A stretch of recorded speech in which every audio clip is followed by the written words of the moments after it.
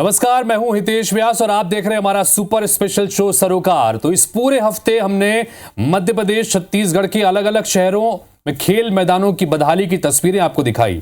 हमारे संवाददाताओं के ग्राउंड रिपोर्ट के जरिए आपने वो बदहाली की तस्वीरें देखी। वहीं अब वीकेंड में वक्त आ चुका है जिम्मेदारों से जवाब तलब करने का और ये जानने का कि मैदानों की ये बदहाली आखिर क्यों है और इसके पीछे क्या कारण है और ये समस्या आखिर कैसे ठीक होगी। तो चलिए शुरू करते हैं आज का सरोकार।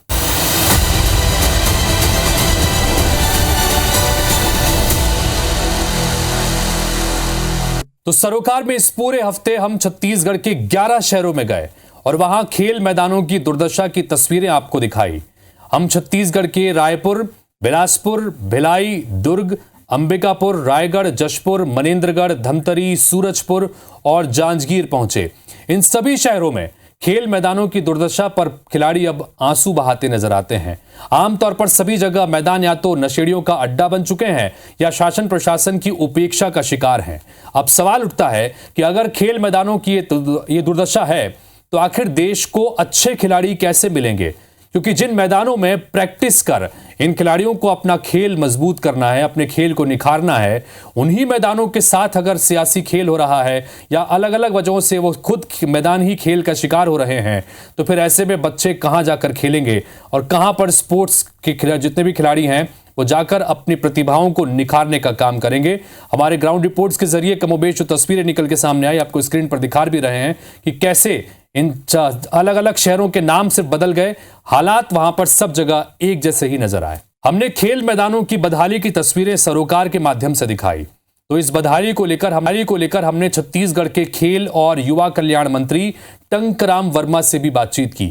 खेल मैदानों की इस पूरी समस्या पर उनका क्या कहना है, ये आपको सुनाते हैं। सर, खेल मैदानों की स्थिति हमने देखी है, काफी अव्यवस्थित नजर आई, तो जो स्थिति है वो कब तक सुधर सकती है? देखिए, खेल मैदान वैसे बरसात में थोड़ा सा प्रभावित तो होता है। बरसात के कारण जो ओपन ग्राउंड है वो ख़राब हो जाता है। बाकी हम उसको एक बार दिखा लेते हैं, जैसे स्टेडियम वगैरह का या जहाँ जहाँ भी ख़राब है। और अभी तो आगामी बहुत सा कार्यक्रम है जो होना है, तो उसके पूरी तैयारी कराएंगे और रख रखाव को ठीक कराएंगे। सर, खिलाड़ियों का ये आरोप है कि जो प्रशासन है वो उनकी ठीक तरह से सहयोग नहीं करता है, तो इस तरह की जो स्थितियां हैं वो कब सुधरेगी?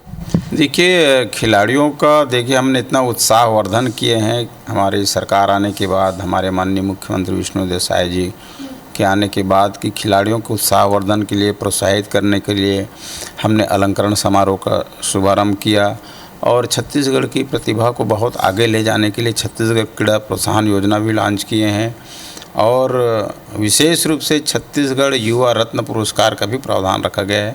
हम चाहते हैं कि छत्तीसगढ़ के खिलाड़ी बढ़िया खेलें, आगे बढ़ें, हमारे छत्तीसगढ़ का नाम रोशन करें और हमारी विष्णुदेव साय जी सरकार भी इस दिशा में महत्वपूर्ण पहल कर रहे हैं। जैसे आप सुने होंगे, अलंकरण समारोह के दिन की बहुत बड़ी घोषणा की है कि जो ओलंपिक में गोल्ड लेके आएगा उसको 3 करोड़, सिल्वर को 2 करोड़ और कांस्य को 1 करोड़। ऐसा तो ये खिलाड़ियों को उत्साहित करने के लिए, जोश भरने के लिए बहुत बड़ी चीज़ है और इसका हमेशा स्वागत होना चाहिए। हमारे मुख्यमंत्री जी ने जो घोषणा की है। सर, आगामी दिनों के लिए खेल मैदानों को लेकर और खिलाड़ियों को लेकर किस तरह की कार्य योजना बनाई जा रही है? देखिए, अभी अक्टूबर से पूरे प्रदेश में हमारी खेल की गतिविधियां शुरू हो जाएगी। ब्लॉक स्तर से शुरू करेंगे, फिर जिला, संभाग और प्रदेश स्तर पर, और जो विजेता खिलाड़ी हैं उसको फिर से सम्मानित करेंगे। और अभी तो हमने कोच की भी नियुक्ति करने जा रहे हैं कि जहाँ पे जिन खेल का कोच नहीं है उसकी भर्ती करेंगे ताकि खिलाड़ियों को अच्छा सा प्रशिक्षित किया जा सके और वो आगे अच्छा खेल सके। तो सुना आपने, मंत्री टंकराम वर्मा ये आश्वासन देते हैं कि IBC 24 की इस रिपोर्ट के जरिए जो कुछ भी अनियमितताएं देखने को मिली हैं या फिर जो कमियां देखने को मिली हैं, खेलों को बढ़ावा देने के मकसद से, खेलों के मैदान के बेहतरी करने के मकसद से सरकार इस पर गंभीरता से ध्यान देगी और देखना होगा कि किस तरह से, किस प्लानिंग के साथ सरकार आगे बढ़ती है। बहरहाल इस वक्त बातचीत करने के लिए हमारे साथ में हमारे संवाददाताओं की पूरी टीम जुड़ रही है, जिनके जरिए हमने ये ग्राउंड रिपोर्ट्स भी आपको दिखाई थी और आज उन्हीं के जरिए हम जिम्मेदारों से भी जानने समझने की कोशिश करते हैं कि आखिर ये हालात सुधरेंगे कैसे। रायपुर से इस वक्त हमारे साथ में हमारी सहयोगी सुप्रिया पांडे जुड़ गई हैं और उन्हीं के जरिए हमने यहाँ के मैदानों के हालात आपको दिखाए थे। खेल प्रेमियों के साथ इस वक्त सुप्रिया मौजूद हैं। सुप्रिया, जरा उनसे बातचीत कीजिए कि किस तरह की दिक्कतों का सामना करना पड़ता है और क्या कुछ बेहतर होना चाहिए इन हालातों को सुधारने के लिए। इस वक्त हम बीटीआई ग्राउंड में मौजूद हैं और ये भी खेल मैदान के रूप में जाना जाता है। खिलाड़ी हमारे साथ हैं, उनसे बात करते हैं। किस तरह की परेशानी आपको होती है इस मैदान में? परेशानी तो पिच की होती है अभी हम लोग को, लेकिन अभी अपन कैसी भी चला ले रहे हैं टूर्नामेंट के चक्कर में, और थोड़े साफ़ सफाई भी रहती इस ग्राउंड में तो और भी अच्छा रहता। बस इसी परेशानी को अगर दूर करे तो फिर क्या कमी देखते हैं? यहाँ मेला ज़्यादा लगता है, उसको कम से कम कराया जाए। आप बताइए किस तरह की परेशानी होती है जब आप लोग खेलने आते हैं? बहुत धूल उड़ता है ना, वो परेशान, वही मेन चीज़ है। किस तरह से यहाँ पर आप लोग सुविधाएं चाहते हैं? थोड़ा पैर वगैरह लग जाएगा और थोड़ा गार्डन थोड़ा अच्छा से बन जाएगा। दूसरे कामों में जब यूज़ होता है मैदान का तो कैसा लगता है, मतलब स्पेस मिलता है फिर खेलने का? नहीं, थोड़ा दुख होता है, बट पूरा ग्राउंड कवर हो जाता तो फिर वहाँ पे खेलना बंद हो जाता उस टाइम के लिए। जी, आप बताइए किस तरह से आप यहाँ पर सुधार चाहते हैं?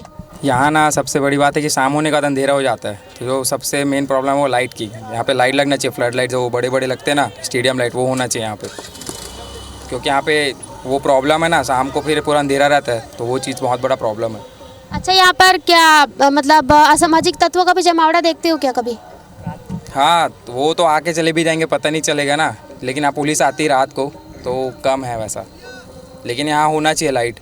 तो इंजरीज आपको कभी भी हो सकती है इस मैदान में? बिल्कुल हो सकती है। आप देख लीजिए ग्राउंड में कोई सेफ्टी नहीं है, वहाँ पर पत्थर है, फिर वहाँ पे कांच है, यहाँ फिर गोबर है, साफ़ सफाई बिल्कुल नहीं है। नगर निगम यहाँ की जो रायपुर की है, यहाँ ग्राउंड की तो साफ़ सफाई करती नहीं है, लेकिन ठीक है, घर से कचरा उठा लेती, बहुत बड़ी बात है, पर ग्राउंड को भी साफ़ सफाई रखें और मेंटेन करें।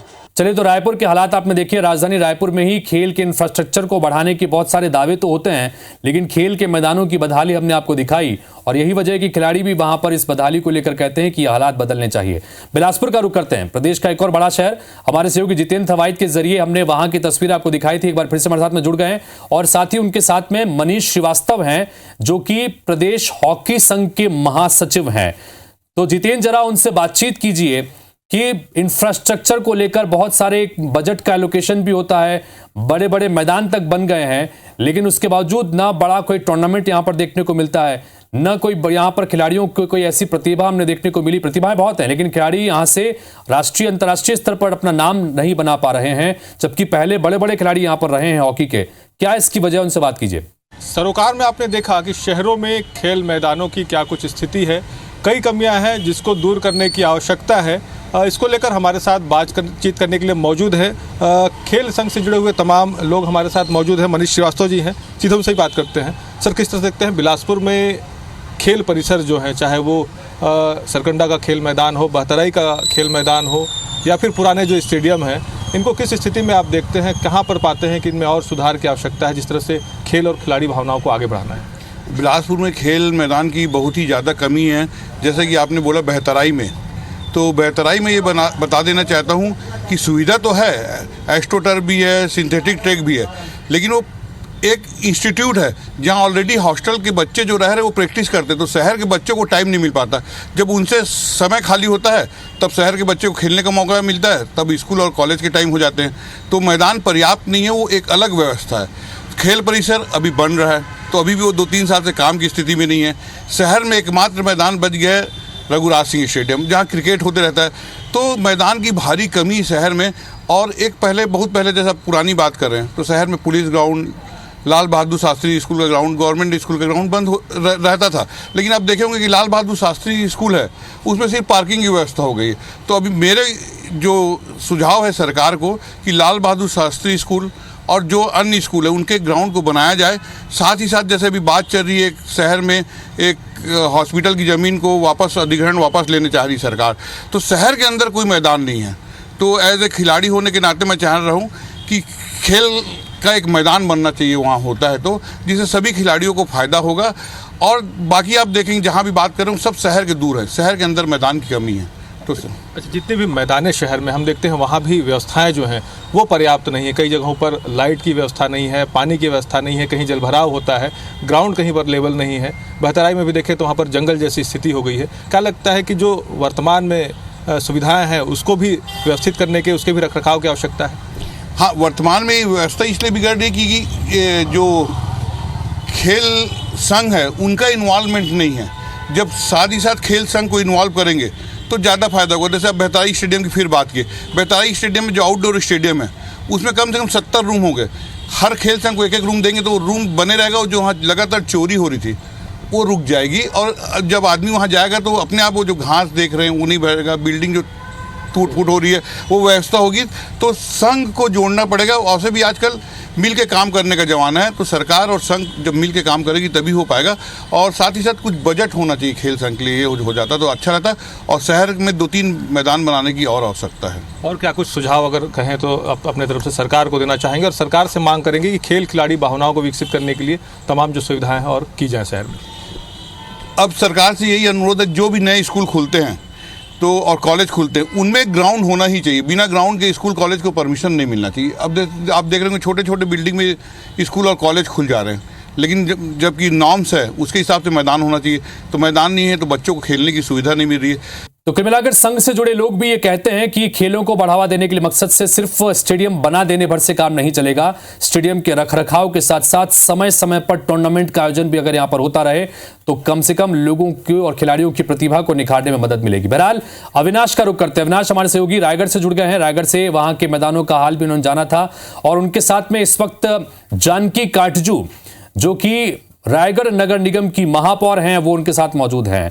तो जरा उनसे बातचीत कीजिए अविनाश, जानकी काटजू से, और ये पूछिए कि आखिर क्या वजह है कि चाहे नगर निगम के बनाए खेल के मैदान हो या अन्य जो खेल के मैदान बने हुए हैं वहां पर इस तरह के हाल क्यों हैं। और दूसरा ये कि अक्सर इन खेल मैदानों पर कई दूसरे सरकारी गैर सरकारी आयोजन होते रहते हैं जिसकी वजह से खेल का मैदान जो है वो अक्सर खेल का शिकार हो जाता है।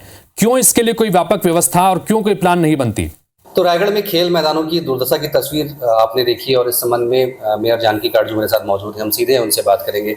मैम, ये बताएंगे, खेल मैदानों की बात करें, लगातार खेल मैदानों की दशा खराब है, व्यावसायिक उपयोग हो रहे हैं, धार्मिक उपयोग हो रहे हैं, उसकी वजह से मैदान खराब हो रहे हैं। क्या नगर निगम ने कोई नीति बनाई है, कोई नियम बनाया है कि ऐसे मैदानों को संरक्षित किया जा सके? जी, नगर निगम के द्वारा पूर्व में ही सुरक्षित रखने के लिए परिषद से पारित की गई है, जो कि रामलीला मैदान है उसमें व्यावसायिक रूप से कोई भी कार्य के लिए उपयोग नहीं की जा रही है। साथ में अभी धार्मिक कार्यक्रम है, जो बहुत पुरानी जो धार्मिक कार्यक्रम है जैसे कि चक्रधर समारोह है, दशहरा है, ये दोनों के अलावा उतना अभी कोई भी बड़ा कार्यक्रम आयोजन करने के लिए मना कर रहे हैं। उस वार्ड के पार्षद के माध्यम से भी कई बार खेल के मैदान को सुरक्षित रखने के लिए प्रयास किया गया है। नगर निगम के द्वारा भी सभी जनप्रतिनिधि वहां व्यावसायिक रूप से कार्य करने के लिए, व्यापार करने के लिए या कोई भी आयोजन करने के लिए मना किया गया है, और सुरक्षित रखना हम सबकी जिम्मेदारी खेल मैदान को। 2-3 मैदानों की स्थिति बहुत खराब है। अगर चक्रधर नगर के स्टेडियम की बात करें, कलेक्ट्रेट के पास वाले स्टेडियम में, वहाँ पे बीचों बीच हेलीपैड बना दिया गया है, उसकी वजह से खिलाड़ियों को दिक्कत होती है। नटराज स्कूल मैदान में बहुत ज़्यादा व्यावसायिक उपयोग होते हैं, बजरी डाल दिया जाता है, उसकी वजह से खिलाड़ी चोटिल होते हैं। अभी जो चक्रधर समारोह हुआ है पूरे मैदान को खोद दिया गया है, नहर की तरह वो पूरा मैदान दिख रहा है। क्या इसको लेकर कोई कार्रवाई की जाएगी आने वाले समय में, या फिर किन शर्तों पर इन्हें उपयोग के लिए दिया गया? जी, जो कि अभी रामलीला मैदान में जो चक्रधर समारोह हुआ उसमें जो कि एक शर्त पे दी गई थी कि जिस स्थिति को खेल मैदान में था, खेल मैदान के रूप में था, उसी स्थिति में वो लोग वापस करके देंगे। जो कि बहुत सारी जो खेल मैदान है, स्टेडियम है, मिनी स्टेडियम है, मिनी स्टेडियम जो है उसमें हेलीपैड उतारने के लिए किया गया है। लेकिन इसके लिए हम चर्चा करेंगे, सभी जनप्रतिनिधि, पक्ष हो विपक्ष हो, सभी आम जनता के हित के लिए कार्य करते आ रहे हैं, और तमाम में भी हित के लिए कार्य की जाएगी। तो जो खिलाड़ी बच्चे हैं उनके सुरक्षा को देखते हुए कार्य की जाएगी। आने वाले समय में इन खेल मैदान को सुरक्षित रखते हुए सभी से एक नियम के दायरे बनाएंगे। चलिए प्रियल जिंदल के पास चलते हैं। प्रियल जिंदल हमारे साथ में हमारे सहयोगी जशपुर से जुड़े हुए हैं। प्रियल जिंदल ने बताया था कि कैसे जो जशपुर के मैदान बने हुए हैं वहां पर शराबियों का पूरी तरह से अड्डा है, उनका कब्जा बना हुआ है। यहाँ पर खेल के लिए जब खिलाड़ी पहुंचते हैं तो उनको कई सारी दिक्कतों का सामना पड़ना पड़ता है। गंदगी रहती है, नशेड़ियों का अड्डा ये बना हुआ है। नगर पालिका के अधिकारी और पुलिस अधिकारी उनके साथ में मौजूद हैं। तो जरा बातचीत कीजिए प्रियल उनसे कि आखिर ये हालात क्यों नहीं सुधरते। पुलिस की भी जिम्मेदारी बनती है कि यहाँ पर सुरक्षा के इंतजाम कम से कम हो, इस तरह के असामाजिक तत्वों का अड्डा ये खेल के मैदान न बन जाए। सरोकार में हमने आपको 2 दिन पूर्व दिखाया था कि जिले के मैदान जो है बदहाल हो चुके हैं, स्थिति बहुत गंदी हो चुकी है। और यहाँ पर जो बच्चे हैं, स्थानीय बच्चे अगर कहीं से भी आते हैं वो खेल नहीं पाते। बच्चों के अलावा अगर बुजुर्गों की बात करें, वे इवनिंग वॉक, मॉर्निंग वॉक ये भी नहीं कर पाते। कुल मिला के कहा जा सकता खेल मैदान जो है एक बदहाली का रूप ले चुका, और इसकी खबर हमने प्रमुखता से दिखाई भी थी। बात करेंगे, हमारे साथ प्रिंसिपल मैडम है अभी यहाँ पर। मैडम, सबसे पहले आप ये बताइएगा कि यहाँ पर जो मैदान देखे जा रहे हैं जी, मैदान की हालत बहुत ही दर्दनाक हो चुकी है। पूरे वहाँ कीचड़ भर चुके हैं, घास उग चुका है। इसके लिए किस तरह से उपाय किए जाएंगे आपको? जो अभी मैदान में घास और कीचड़ हो चुके हैं, ये अभी हाल ही में बरसात खत्म हुई है, और इसके लिए हमारे स्कूल टीचर भी जैसे बच्चों को लेके जाते हैं तो साफ सफाई थोड़ा करते हैं, करवाते भी हैं। नगर पालिका वालों को भी आज ही मैं बोलूँगी कि उनके द्वारा भी साफ़ सफाई किया जाए।